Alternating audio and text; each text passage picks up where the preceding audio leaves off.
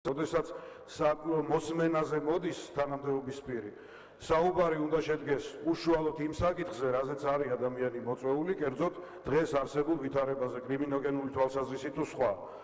ამაზე საუბარი მუდმივად იფარებოდა მისი მხრიდან წარსულზე, ვთქვათ, მითითებებით და სულ იმაზე ლაპარაკით, რომ ჩვენ კოლექტიურად ვართ პასუხისმგებელნი და დამნაშავენი. ეს შეხვედრა სხვა რამეზე იყო და რეგლამენტს უნდა ელემენტარულად პატივისცემა, ისევე, როდესაც მის ნათესავის თანამდებობაზე, მისივე უწყებაში ყოფნაზე კითხვას ვსვავთ, ეს კანონიდან მომდინარეობს ინტერესთა კონფლიქტის შესახებ. საქმეთა მინისტრს მაინტერესებს უკითხავდა თუ არა ასეთ რიტორიკით, თუ როგორ უნდა ესაუბრა, თუ როგორ უნდა ემუქმედა.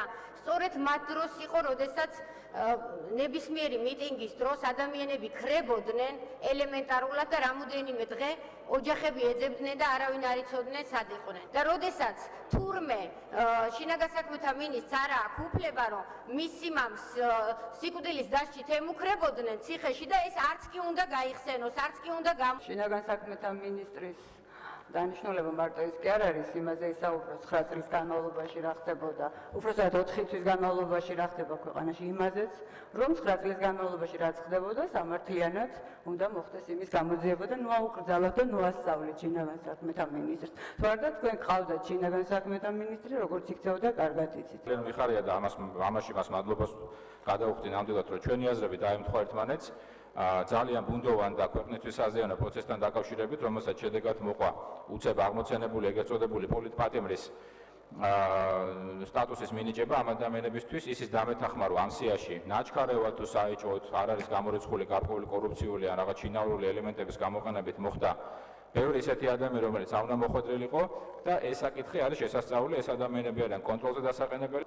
მთავარი არის ის განცდა, ის აზრი, რომელიც ჩამოყალიბებულია საზოგადოებაში, რომ კრიმინალური მდგომარეობა მომატებულია და ამას სჭირდება ადეკვატური რეაგირება სამინისტროს მხრიდან და არა ისეთი განცხადებები, რომ ჩვენ ვიგონებთ, ჩვენ სრულ ინფორმაციას ვეყნობით, აი რა ეს კვლევები არასწორია და ამავდროულად და ამავდროულად.